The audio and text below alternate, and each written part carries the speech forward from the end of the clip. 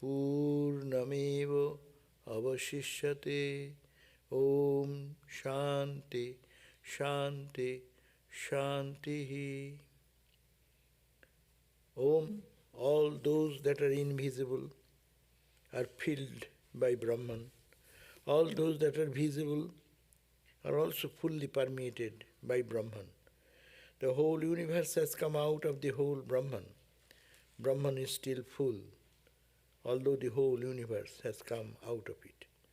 Om, peace, peace, peace be unto us all. So we are reading Śvetāśvatara Upanishad. Very beautiful ideas we got from these verses.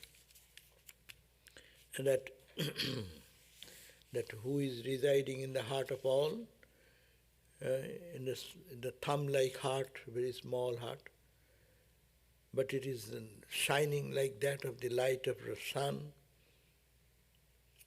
And when it becomes added with the resolutions and do's and don'ts and ego, and when it is reflected with the intelligence, then it is seen to be as jiva, individual soul. That same consciousness, only when identified with this, limits itself into a space and thinks himself to be identified with the body, I, ego. Then it becomes a jiva, individual soul. But jiva is, in essence, that consciousness. And he says that that individual soul, what we are talking about, which transmigrates, no? We are born and again, which transmigrates? It is the individual soul transmigrates. Because it has this sankalpa, vikalpa, I wish this, I don't like this, I like this. And all these desires come there, ego comes there, and karma flows with it. As a result, this is the subtle body which is called jiva, and this jiva moves from one body to the other body to the other body. That individual soul, therefore, it is very subtle as if you can split the hair in hundreds of parts, it is subtler than the subtlest and subdivided into times. But yet, is nothing but that consciousness. It is though it is minutest of the minute, but the same consciousness permeates, which is the part of the cosmic consciousness. And that is the life's goal, is to know him. Savigya, goal of human life is to know not this jiva, individual soul, but that soul which is in the heart of all and which has the desire to do something, to get something, to achieve something, and that desires guides them, unfulfilled desires to another body. This is the jiva. But this jiva is Shiva. This jiva is the consciousness. Though it appears to be individual soul, but it is that absolute consciousness, undivided principle of absolute non-duality. And that is savigya, and that is to be realized as consciousness. That means, who are we? Who am I? That question comes again. That is to be realized. That is the goal of life. And that reality is neither man nor woman. Naiva stri, naiva puman. You cannot tell that he is a man or he is a woman or he is anything else. Jat jat srinamadatte. Whatever body it takes, consciousness spreads to that body. A cat body, dog body, human body, or animal body, insect body. It takes that consciousness permeates, as it were, through all the limbs of that body. So Jajjat sariramadotte, tena tena sajujjate. It has the potential capacity to spread according to the body it takes. Therefore, every insect to the highest human personality, all are the same consciousness. That consciousness permeates to them. But they think, because of their small petty thought, that I am this, so they identify with that body. And that body, according to that demand of the body, desire of the body, he moves, he asks, he prays, he eats, he sleeps, he makes his daily movement. So he is neither female, neither male, neither anything. Whatever body he assumes, he becomes identified with that. That is the point. Now we are identified with the human body. Similarly, it happens to any cat body, dog body. When a cat, it is identified with cat body, dog body. So it is the same consciousness.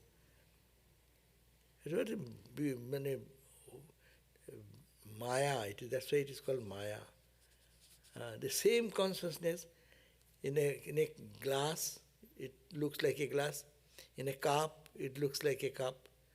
In a vase, it looks like a vase. So these are the different bodies, and it permeates into that.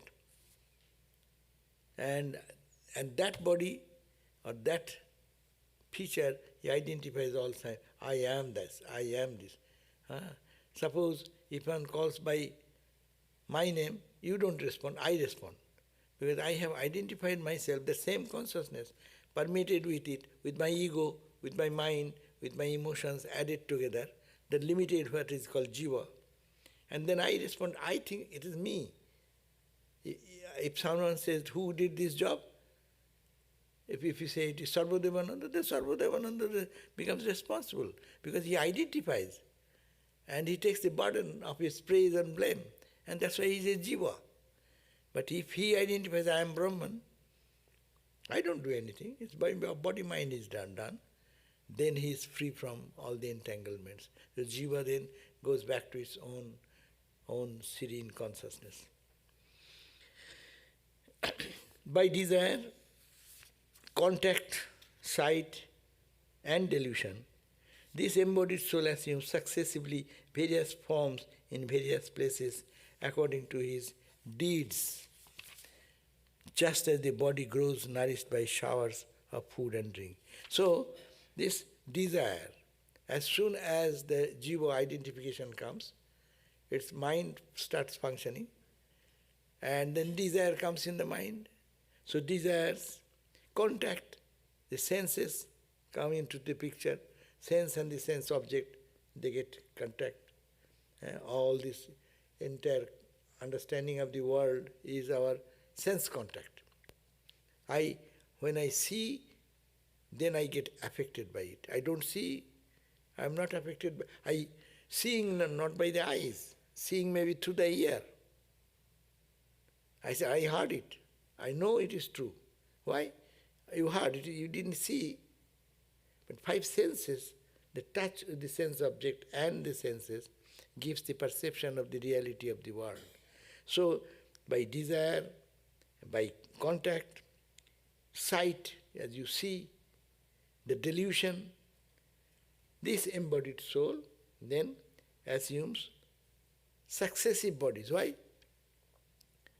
He has experienced this body, then he wants to find some other body, to experience some other thing. Because you need, to enjoy the world, you need different bodies. In one body you can enjoy one way. In another body you can enjoy another way, no? Male body, female body. The body of a bird body. They enjoy it differently. The fish in the ocean, they enjoy the life differently.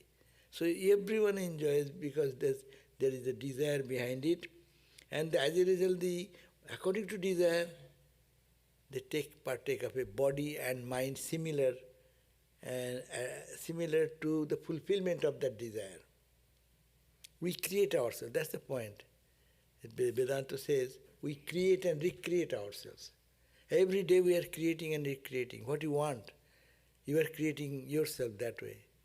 You are recreating yourself. So creating and recreating your own self. So embodied self assumes successively one finish and another and another and another. Endless chain of birth and death goes on because it is the desire, as Buddha says, Buddha's idea, Trishna, the desire to fulfill whatever the mind wants, and you need to fulfill that need, you need a body of that nature, and the objects, you have to come in contact with the objects, and your experience goes on because consciousness is there, and the mind, emotion, intellect, they are functioning through this, and senses are active, sense and sense, touch, this is called touch, sparsha, vedana, sparsha, these are the two different terms.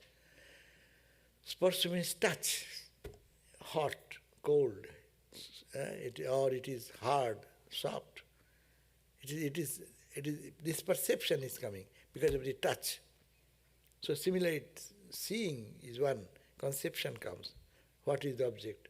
And I identify them separately. So these are by happening, and that's why our rebirth continues, one body to another body to another body.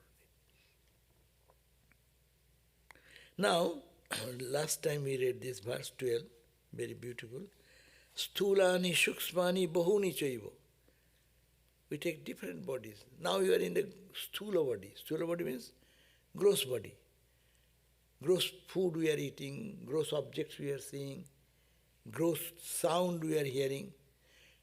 This is sthulani. Sukshmani, when you go to dream, you dream, in the dream you drink what water? Dream water, no? This water you don't drink. If someone pours your mouth, this water will be choked. So according to Sukshma, when you are in the Sukshma body, you eat Sukshma Rupani. There is subtle side. You see the sun there, you see the moon there, you see the friends there, you see the party going on there. And everything, not this gross. The Sukshmani Bahuni Chaiva. So this gross body is many, as also the Sukshma body, the subtle body, that is also many. And Bahuni Chaiva, Rupani, and that's why different forms we take, and different name we take, name form. Sagunoir Brinoti. The embodied self chooses many forms, gross and subtle. That's why it is said that ghost body, no? That's a body. We call Devaloka. In Hindus have different planes of gods and goddesses. They are not gross, but they are in the subtle level. So these bodies are taken to fulfill certain desires of them, based on the qualities belonging to himself, to the actions, what type of action he wants, what type of belonging, the qualities they need. Qualities means belonging to the body. What the embodied self assumes a new body, he is influenced in the choice by the qualities of his previous body, mind and action. We decide, as I say, that our scripture suggests when we die, what happens? Last thought. I have so many desires in me, so many wishes we have, but suddenly at the point of death, what last thought comes? That makes the trajectory of next birth. Because the desire leads to that, achieve that type of body, that type of environment, that type of, say someone says, I will be born in a yogi's house, no? Bhagavad Gita says that those people who have done austerity and good practice, yoginam eva kule bhavati dhimatam, they get born into that family where the whole family is yogi family, meaning Mom meditates, dad meditates, they chant the Vedic mantras or songs, bhajan, etc. That were born from the childhood, the baby gets the environment. We select our environment. Everyone, because of our desires, we select our environment. That's why even say we select our parents. Because I need to fulfill my desire. Where shall I be born? Suppose in this life someone was desirous to be a scholar and deeply study and this and that. So his soul will be seeking for some place where that desire to be fulfilled. So he will have to be born in such a family where the scholarly environment is there. From childhood, they are very highly intellectual people or talking like a rich family. He is born in a rich family. His desire is prompting and he is searching where is the rich family, where I will go and where my desire will be fulfilled. And then that's why it is called, this trajectory is fixed in the last lives when we are leaving the body. This life's end will last thought. That's why we say when you go to see some friends who are dying, just help them by teaching them, talking about God, or what she or he likes, which way they want to meditate, which way they pray. That's the last good help, because his mind will get a boosting on that part, because he cherished that ideal all through the life. He wants to be a good person, maybe very charitable person, maybe very highly educated person, maybe highly recognized person in the society. So to fulfill that, they take the body and the environment. This is the rebirth theory. It makes sense, but your all other desires remain in your memory stick. Memory stick, all that from the old computer, you take out in the memory stick and it remains. And now it can give result to, in the new body can give all potential are there. But life's last thought, that gives the trajectory. Just before you took the car to go somewhere else, last at that moment, when you are starting the engine, you thought, no, I will go this way. So your trajectory are all different. No. So this is called and also karma theory. This is our karma theory. We get entangled into problems, or we are free from problems. All comes because of the ball is moving. And in the middle, you cannot have any control change. No. The simple thing we can example. Yesterday I was coming from Pittsburgh. So my simple formula was that there is a changeover in Phoenix. The plane will come, there is sufficient time, I will change on. There's only one gate to another gate. And see, karma, trajectory has been thrown. The ball is moving. You cannot say, hey, ball, go that way. Now you cannot do anything. Already your angle and direction has been put into the motion. Now the weather became bad and the storm started, so the plane could not land, and they tried to go 1 round, 2 round, and then said, no, my fuel is gone. I have to fill up the fuel. So I have to move somewhere closer by. So we are going to Las Vegas. Okay, the plane came back to Las Vegas. And then after feeling this, that, it took a long time. And then when I went back, my connecting flight, I couldn't catch. Next flight I could not. It is full, it is full, it is full. Night 11 o'clock, 11:30. I was not intended to have all these things. In present state, I will analyze. I didn't want all these things, but not you wanted, because your karma has put you into that situation on that time. Why in that flight? You could have gone half an hour earlier flight or afterwards. There are so many flights. So it is in our life also. Karma theory makes sense there, because my trajectory is going, it will interject with another one, When, what, we do not know. It's all in a master plan continuing. So next life is we work in that way, we take a body that way, we born in the environment, as if we are helpless. There you cannot do, because you have triggered the gun, a bullet, and bullet is just out of your gun. So it is in the middle. It will go in its own way.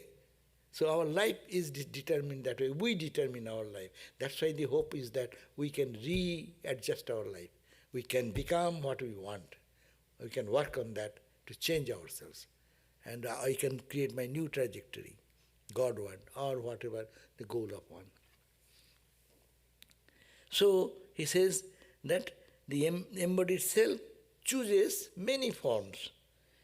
It either grows or in subtle. With the gods and goddesses, Hindu gods and goddesses. Also the idea of angels. The angels live where? In the subtle body. I don't see, the physical eyes I cannot see. But they live in the subtle world. Our Hindu gods and goddesses, where they live?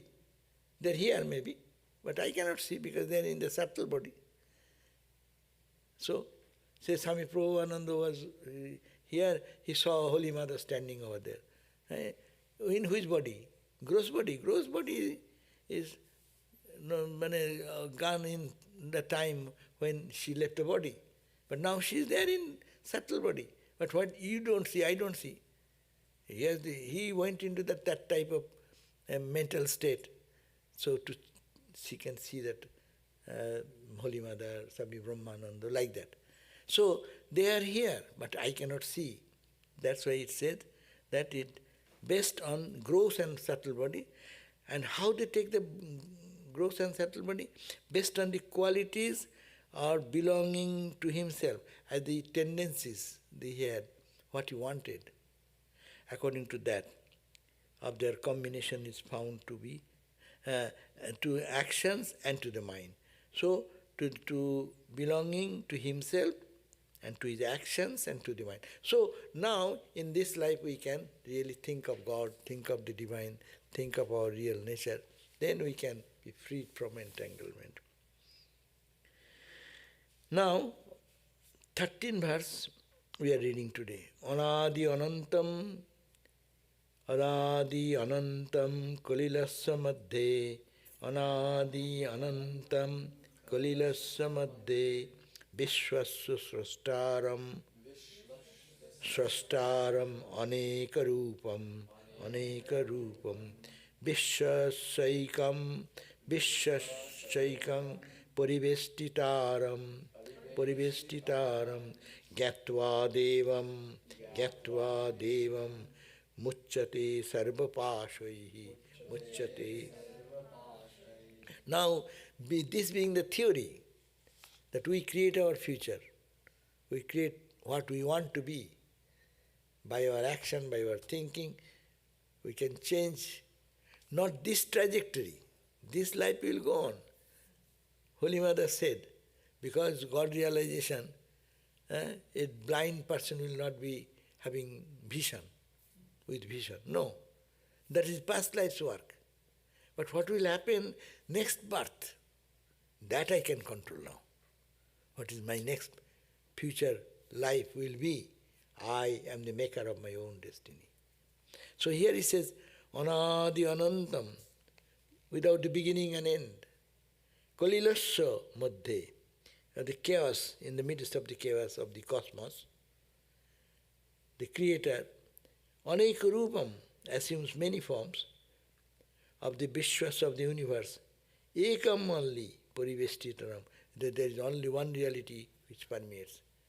All this diversity, all these varieties of chaos and confusion, in that middle of that only the one envelops everything. And that is the devam, that is the duty, the brightness, the illumined reality. Gyatva, and if you can know that, experience that, realize that, sarvapāṣai muchyate, that person will be free from all types of bondage. So this bondage we are talking about, we have created our bondage by separating from the cosmic reality, coming back to the individual jiva consciousness. And jiva consciousness, I am this much, this is my fate, this is my work, this is my environment. I have limited myself this way. Now, if we take a turn otherwise, the anadi anantam kalilasya madhye, in this world which is a chaos of thousands of turmoils and chaos going on all around, vṛkṣe, that Lord God who has created this universe, aneka rupam, though varieties, but that one who has created this and who has enveloped everything, this whole creation is enveloped by that reality. One gyatva, if one can realize that, one can experience that reality, then he will be muhyate, he will be freed from sarva papoi, all types of sin. What is sin? In Vedanta, sin is ignorance. All types of misconception will vanish. That's why it is said, vidyate hridaya granthi, chiddante sarva samāne. All the doubts will be cut asunder. No doubt, no more doubt. I see truth face to face. That is called the realization. Puruṣo anubhuti. Puruṣo means through some media. I am understanding you through my senses. It may be giving me wrong information if my eyes are defective. It is passing to the mind. If my mind is distorted, it can give wrong. I saw you. He said, I never come here. You have seen somebody else. This type of confusion happens many times, no? So it is my mind was little confused or something and didn't give the right information. It discolored, it confused the truth. That's the misapprehension of the thing. So here, papa means this ignorance, this not knowing, this misunderstanding of the truth of what it is to perceive in a different way. So realizing him who is without beginning or end, who creates the cosmos in the midst of chaos, who assumes many forms, and who alone envelops everything, one becomes free from all fetters. So solution is given. What is the goal of human life? Is to know this. How to know this? It's so much chaos and confusion. That will remain. People say, so much chaos, how can I meditate, how can I think? That is the opportunity to understand there is all chaos all the time. There is no perfect sattika, perfect calmness. Calmness is in God. All disturbance is in the creation. And creation is name and form. Creation is desire and action. And that desire and action propelling to one body to experience to this and that, like enormous struggle of life, and ultimately understanding that what makes me run, what is the substratum of all these things, what permeates all this chaos and confusion. All the chaos and confusion in the ocean, but it is all ocean, no? All the war, it is the water only bubbling up or becoming a tsunami or becoming whatever. It is only water. So in that chaos, that's why Upanishad, beautiful verse that nitya anityanam chetanas chetananam eko bahunam jo vidadhatu kaman chetanas chetananam. We know we are conscious. But what is the consciousness behind this consciousness? I see you, I am aware of you. But what is the consciousness behind this perception? Chetanas chetananam. Nitya anityanam. Anitya means impermanent.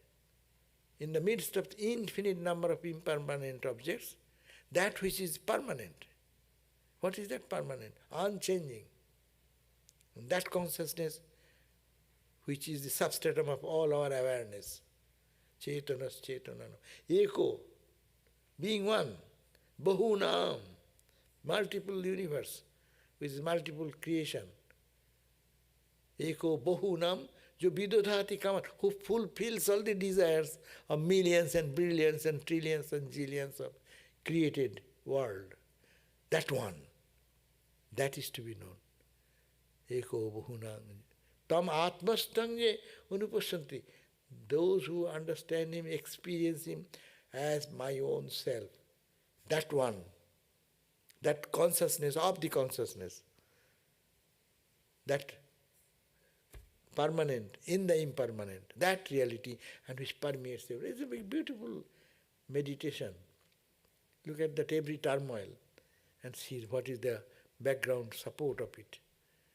What is all creation? What is that unseen power of consciousness permeating everything? And that is to be found, which is my own self.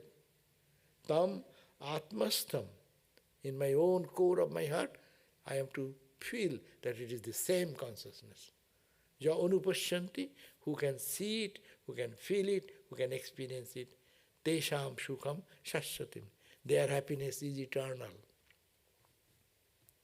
Tesham shukam. No iteration.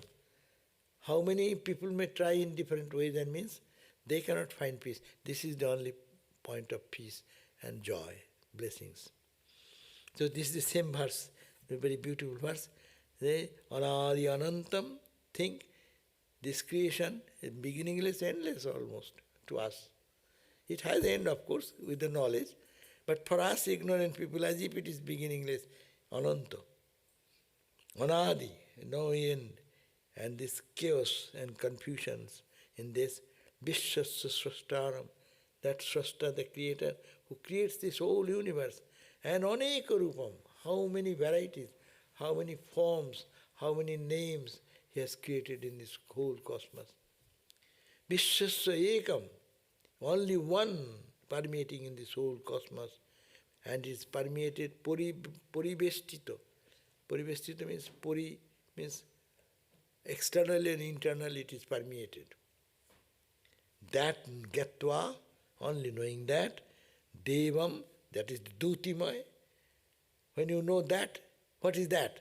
That is the light of the light. That's why devam means not God, but devam means dhuti, the light of the light, the light of consciousness, light of blissfulness, light of ananda.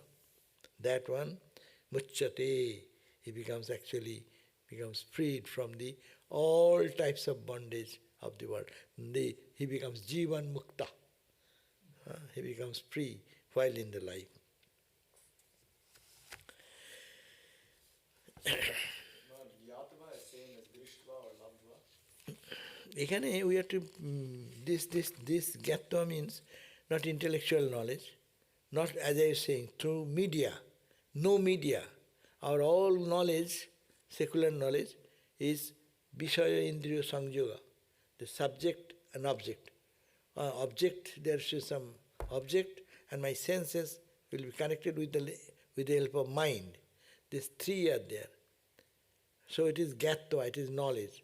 It is puruṣo knowledge. Puruṣo means you are depending on your eyes, depending on your mental condition, depending on all your intellect, and how you are focused or you are engaged.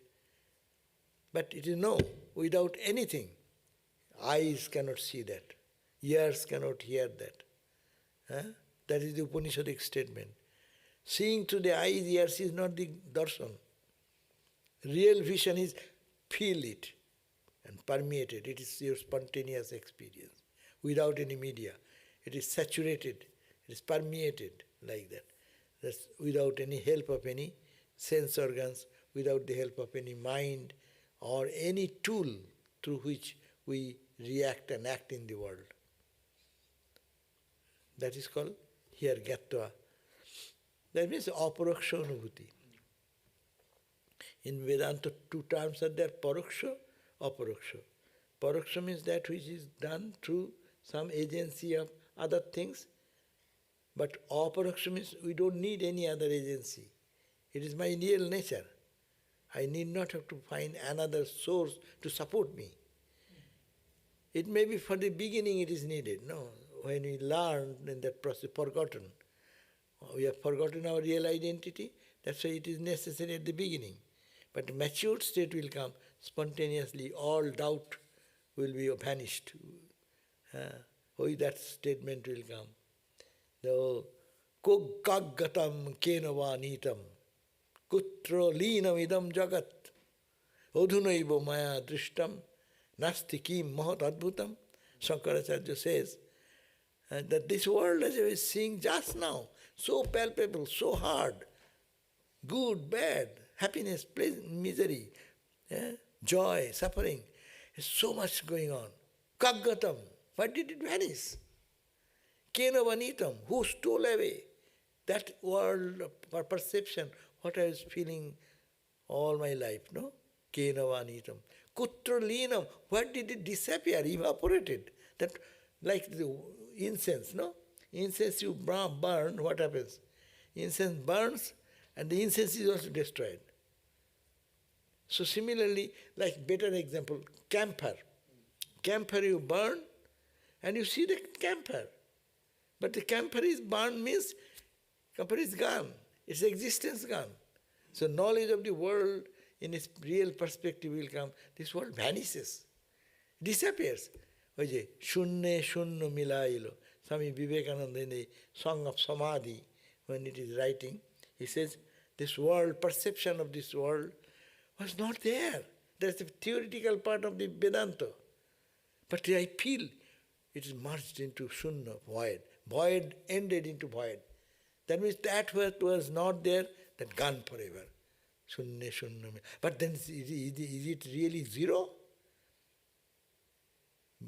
Buddhists don't talk about that here. They say it's void. They stop there. Vedanta goes one step up. It is not void, but it cannot be expressed through your mind and tools of intellect. It cannot give you the understanding and you cannot hold it there. Is this similar to what Thakur said about bodhe bodh? Yeah. It is the just description, how you will feel in every pore of pratibodha viditam, same word, bodhe bodh. Upanishad talks about pratibodha viditam. In every bodha, your every experience of suffering, every experience of heat, cold, any feeling come, in that every experience, it is permeated by that consciousness. You will feel that it is that consciousness. There is no two. That's why it is said that our suffering and misery and all this are little, all are mere experiences, sensations. It is a sensation. Sensation of whom? That one consciousness. So that is the state. It cannot be expressed. That's why Swami Vivekananda said it cannot be expressed. That's why the whole experience enters into void. Here, Buddhist and Vivekananda is common. Upanishad and Vivekananda, this idea is all Buddhistic idea and Upanishadic idea same. But Upanishad goes one step further to teach us it is not void. Don't think. It is void, but it is. It cannot be avang manasa gocharam. It is not in the perception of your little mind. Mind is dead there. Your ego is dead. You are done. The small drop of water has touched the ground, top of the ocean. And as you touch the ocean, where is the drop? Drop is dead. Drop is shunna. No, drop has become the ocean. Two approach. You can say drop is dead. That's also true. It's the expression. And drop has become the ocean, or drop is ocean. So I am that. That truth becomes. Or I is gone. Naham, no. Or it is shunna. All my perception is gone when I merge into the ocean. That little, all petty things gone.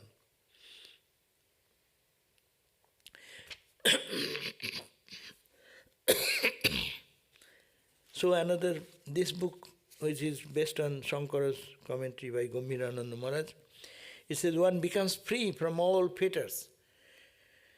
realizing the effulgent one, that which is effulgent, devam means here effulgent. It does not depend on some other's borrowed light. This is borrowed light. Electricity is there, that's why we see this light, borrowed light. Moonlight is borrowed light. In comparison, sun's light is self-effulgent. Sun does not need any other support to make it show that is a light, is bright. So, one becomes free from all fetters by realizing the effulgent one, capital, who is beginningless and infinite, who exists in the midst of inscrutable world as its witness. Whatever is happening, the unmoving consciousness is all the time steady there. It never goes away. In us, so many things are happening in the body, mind, emotion, from our childhood till today. But someone is in me saying, I. I is always observing all these things. It has not changed. Let us remember, your concept of I, did it change anything? You say, I, when I in my school days, this happened. That I, and today, yesterday, you say, I was in Pittsburgh. I, the same I, unchanging I, it is not changing. That is that as witness. So thinking that you are the witness consciousness, that is unchanging. So one who is beginningless and infinite, who exists in the midst of this inscrutable world as its witness. Everything is happening, nothing happening. Everything is happening but nothing happening. That's why it is Maya. It seems so many things are going on, but nothing happening. The magician is showing so much magic, nothing happening. Really, it is befooling us. Magicians befool us. We take our money and we sit there to see the magic, and we are all fools. He comes late, and our watch is already delayed, and he says, sorry, I am late. No, I am in correct time. Look at your watch. Everyone sees this watch is correct time. And then magic goes, now we watch. Oh, sorry, this is my first play, first show. P.C. Sarkar, junior P.C. is now, his father was that time. So he played that in the Star Theatre. I was a very small boy then. I went to see. And he entered like that, little late, intentional late. That is his first game, first magic. What is magic? And everyone saw, late, and he said, he himself said, oh, am I late? No. Please check, everyone, tell me, what is your watch says? Is it not the perfect time? And everyone saw the perfect time. And then within the next one, now we watch. And then saw the old. Everyone is mesmerized. Everyone is befooled. Whatever way, controlling the mind or whatever. So God can do it. One magician can do this thing. God can so much magic. Things are happening, but it is nothing happening. Who is the projector of the universe? This God, Lord, is the projector, creator of the universe, who has multifarious forms. He has taken the million and zillion of forms of plants, animals, living being, non-living being, etc. And who is the one entity encompassing the universe. So one becomes free by feeling identity with that. That means know thyself. That is the measure. Upanishadic message is always comes back to the self. Know who you are.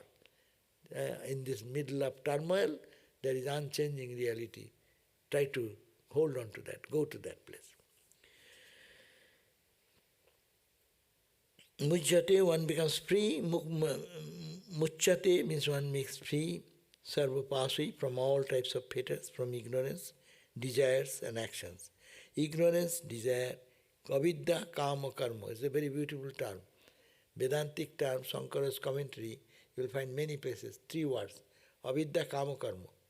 Avidya means ignorance. Ignorance, then, because why do you ask for anything in the world? You are all Satchidananda Sarupa. You are of the nature of perfect bliss and peace. Infinite bliss and infinite. You are not a beggar. We are not beggars. But why? Why? Avidya. Because of the ignorance. You are deluded. Ignorance. And as you are ignorance, then kama. Oh, I am imperfect. I want this. I will be happy. And you are that happiness. You are asking. It's a foolishness. They say, why it is coming? Because of desire. Desire coming because of ignorance. And that's why ignorance, desire. And when desire comes, what do we do? We go on acting. I want to get it. How will you get it? With all the organs of actions, eyes, organs of perception. I engage myself to complete that, fulfilling the desire. So the whole life has been symbolized, in the whole our life has been symbolized in 3 words. Avidya, kama, karma. Really, whole life we are running after that. Suppose you are starting, a student, studying very hard. What? He will get a good grade and get a good job. Okay? Avidya, first, no, that cannot make you happy. It can give you momentary some comfort and support and whatever achievement you can. But it cannot give you permanent happiness. But avidya, ignorance, is the first point. And then kama, desire comes, then I will go to school. Which school? This school, that school. Okay, borrowed money and this and that, whatever, you do that second step. Kama, and then engage into karma. And that is the cycle, goes on. Our all action is driven by ignorance. Ignorance because we forgot our real identity. We forgot we don't need anything. We are all self-fulfilled in our real nature. But I am not in the real nature. I am away from that. That is ignorance. And that ignorance is giving the inner mind some desire. And desire is making me mad by running into fulfillment and work and work and work. And work is creating another desire. I do one work and achieve something or fail. If I fail, I shall try again. If I achieve, then what will happen? Still another achievement. Still another achievement. Endless journey goes on and not searching within, searching outside. So it says the desire, ignorance, desire, action. From ignorance, desire, action, you will be all cleared from these fetters of ignorance, fetters of desire, fetters of action. Gyatva, by realizing, Shankara says realizing, aparakshanuti, devam, the effulgent one, the supreme self, which is anadi anantam, who is beginningless and infinite, without beginning and end, who exists madhya, in the midst of what? Kalilasa, this which is massive changes and turbulence, inscrutable understanding, that this impenetrable and deep world in which we live, no? So how much we are tormented by this world's everyday episodes going on around us, in our personal life, in our society life, in everywhere. So this is the inscrutable and impenetrable deep world whose Śvetāśvatara, who has created this, that means who has projector, the originator, that vṛkṣe of this universe, aneka rūpam, who has created multifarious forms, and yet who is only one entity, and who is parivestinam and encompassing the universe. He exists by himself, by pervading it. Okay, so now I will read another book, another explanation. Swami Sarvadevananda, he says, the Lord is without a beginning and without an end. He is hidden in the depths of chaos. He is the creator of the world and is manifest in many forms. Yet he also envelops the world. He is the one without a second. If you know him means know him as your own self. Not knowing he is somebody, I am somebody. That remains, duality remains. And duality cannot solve the problem. So long duality, so long ignorance. But it is no two, only one. When you know this, you become free from all bonds.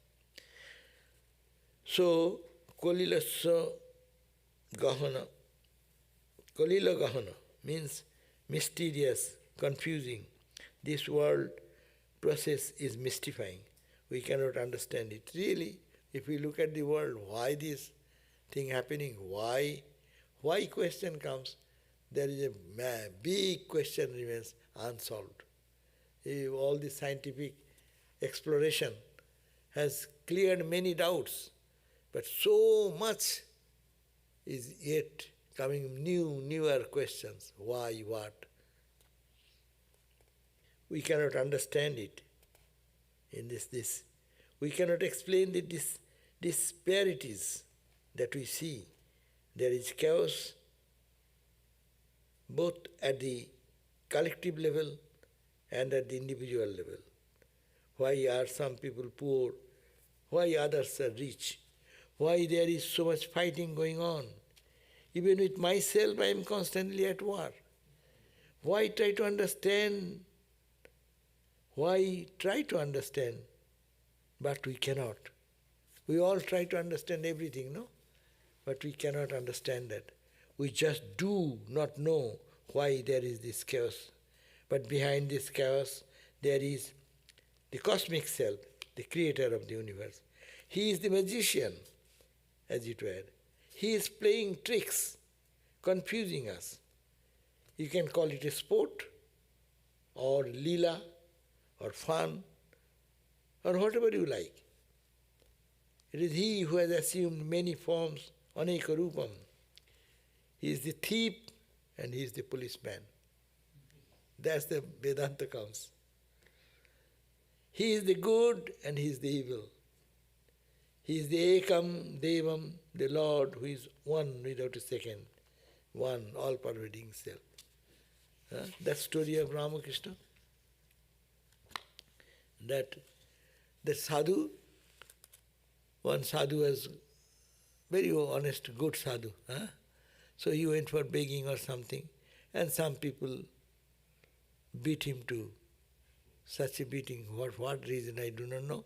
Maybe some other religious denomination beat him, and he was almost fainted and he lost his outer consciousness. So when the others came to know, then took care of that sadhu and then treated him, and he came back to consciousness after some time. Then the sadhu was asked, who did this to you? Who is the guy? Could you acknowledge, recognize? He said that he who is feeding me milk now to bring my consciousness back, it is the same, it is he has beaten me. The person, to his eye at that point of crisis, when he is really in that pain and agonies and he was unconscious, just came back to the consciousness. He is established in the truth. Who is feeding me? You are feeding me warm milk to bring my consciousness. You the same. You have killed me, or you have beaten to death. That means there is no two. One has become many. Swami Vivekananda's lecture is there. So it is one, that one is appearing as many. One is acting in many roles at a time. So that is the beauty of God's creation. So, who is without a second? At the empirical level, there is this confusion in our level, empirical level. This diversity. But to see this diversity is a mistake. To see the one behind this diversity is true knowledge. And when you see that one as your own self, you are free from all bonds. Sarvaha paśyaty muchyate. Sarva pasui, sarva pasui vimuchyate. Yet, you are liberated. Then you can free from all bonds and you can be liberated. What is meant by bonds? Bondage means your delusion. You are deluded by the diversity, by the name and forms. That is your ignorance. Knowledge is to see the one behind the many and to see that you are that one. The same self that is within you is the self that is in every being, that is everywhere. If I hurt you, I hurt myself. This knowledge, this consciousness is called Atma-jnana, self-knowledge. So what is self-knowledge? That is the self-knowledge. As I permeate, I pervade everywhere. I am appearing in so many forms.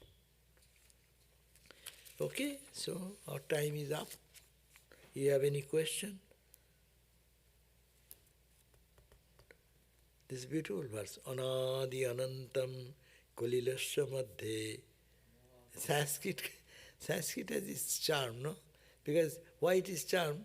Because this verse has been chanted by sages and rishis. Thousands and thousands of years it is continuing. And it has so much potential meaning and experience behind. Because it is experience of some sage. And he expressed like Ramakrishna experienced and he is talking. So in those days people used to speak in Sanskrit. So it is very normal. Arjuna and Krishna. We are thinking, my God, 18 chapters, Bhagavan Krishna, it is not believable. How can he speak in the middle of the war, this 700 verse big? 700 verse, suppose in your vernacular, if you are talking, suppose Sanskrit is your mother language, and you are born to speak like English, no? How long it will take to say these 700 verses? Maximum 2-3 hours, maximum. So 2-3 hours in this turmoil, the Arjuna cannot go to get the counseling for his solution of life's problem. Well, so, yes, but that has get so much potential power. A meditation is good meditation. Anādi anantam, close your eyes, if your eyes beginningless, endless, that entire creation, all these are kalilasya, there's so much turmoil going on, all this confusion and fight and selfishness, unselfishness, light, good, bad, whatever is going on in this ocean. And that juṣṭaṃ who has created this whole cosmos and also created the chaos. It is he has created the chaos. That's why Swami Lokeshananda says, it's lila. You may say it is lila, not this lila. Lila. It is the lila of God. It is the play of God, fun of God. And that kalilasya madhe juṣṭaṃ aneka rūpam. These all forms are his form. I am fool, I don't see that. Why you are seeing many? It is one is appearing so many costumes. It is wax museum. Ramakrishna says wax garden. Wax garden, you go, the tree is made of wax but looks like a tree. Bench is like a bench but it is wax made. The floor you are sitting, it is only floor, it is wax. The man who is sitting over there, it is wax. And you are saying all diversity, good, bad, this, that. Why not see the one and know this and be free and know that you are that. You are not separate from that. As if everything is there, I am separate, some are seeing. No, you are also permeated into the same consciousness. So feel it here, feel it everywhere. That is called knowledge, vṛkṣe.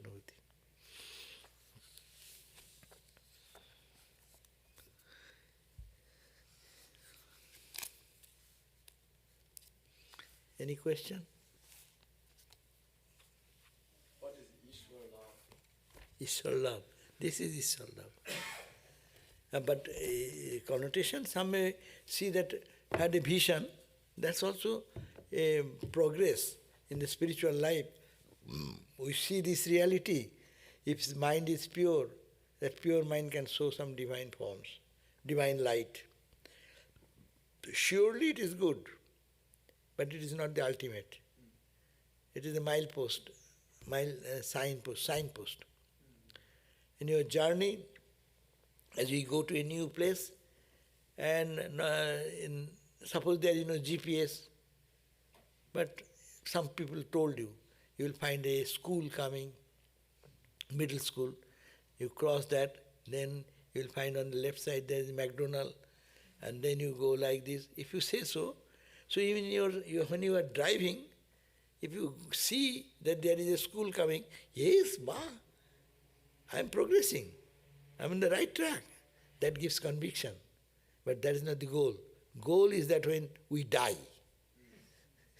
Real goal is our death of this duality. You mentioned about the subtle body of Holy Mother seen by saint. Can you say the Holy Mother and Sri Ramakrishna are still in their subtle bodies? Of course. Say Rama in Indian spiritual tradition, Christ in the Christian tradition. Even people are seeing today Christ, and their life is transformed totally. Mother Mary, saints, all the saints we worship, they have their experience. It is eternal. They keep their subtle body for the good of world. And that's the purpose of avatars coming. They don't come and go away. They remain for ages together. The Rama is a prehistoric or historic, God knows. Krishna is a myth or real person. Whatever people, historians may fight, that's not the point. Swami Vivekananda says, there is something which you name Krishna, that is still inspiring the whole world. Rama, Christ, Buddhas. So they keep their subtle bodies. Ordinary people cannot keep that. When you die, in between few days you may be the subtle body. And when you take another body, the subtle body is entered into another body, another engine, one car, ambassador car. So you get to the feet, or you get to the Toyota. Some car, one car to another car. In between maybe without car for some time. But avatars remain in that, and whenever any sincere person is sincerely in the mental level, meditation is in mental level, and mind becomes purer level of mind, they can see that.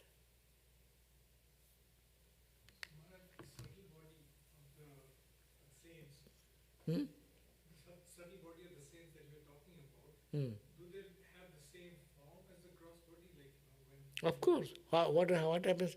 Think of you in your dream. You have the same body. You look like this, your nose is like that, ear like that, hand like that, feet like that, but it is not the gross. But that time you do not know it is not the gross. That time you think it is your body.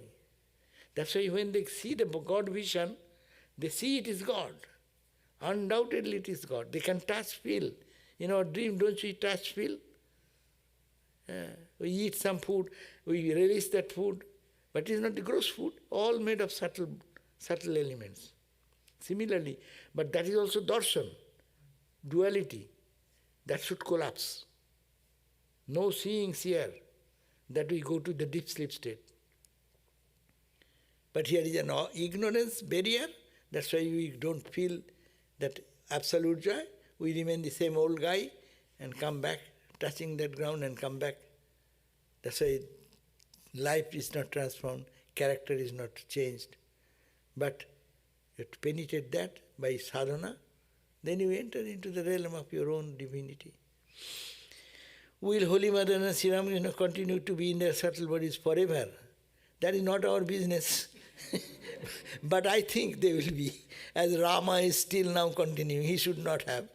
Christ is 2000 years past, he is still doing. So I think they will be continuing. So long human race will remain for their redemption and for their freedom. They are help. That is their help. Jimbhito jugo ishara. We pray every time Ramakrishna in the evening prayer.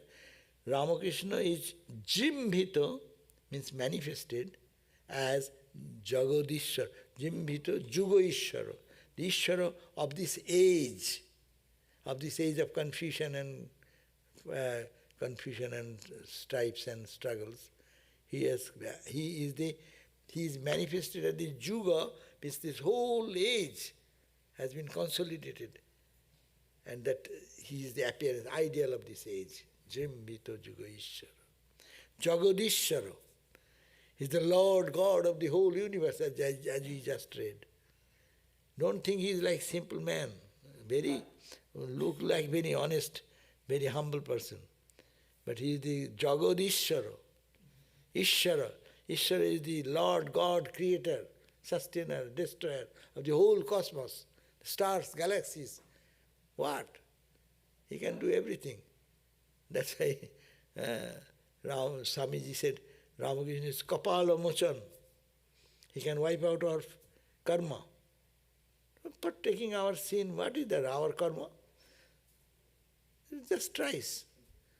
Like the story of the mosquito sitting on the horn of a big bull. We feel, my God, I am giving trouble to the bull. God is so weak, no? Ramakrishna is so weak. Should we give trouble to them? Give as much as you can. He can carry a whole world. How can you give if you love someone so much? It's a question of love, not giving, it is only one. The child does not give suffering to mother.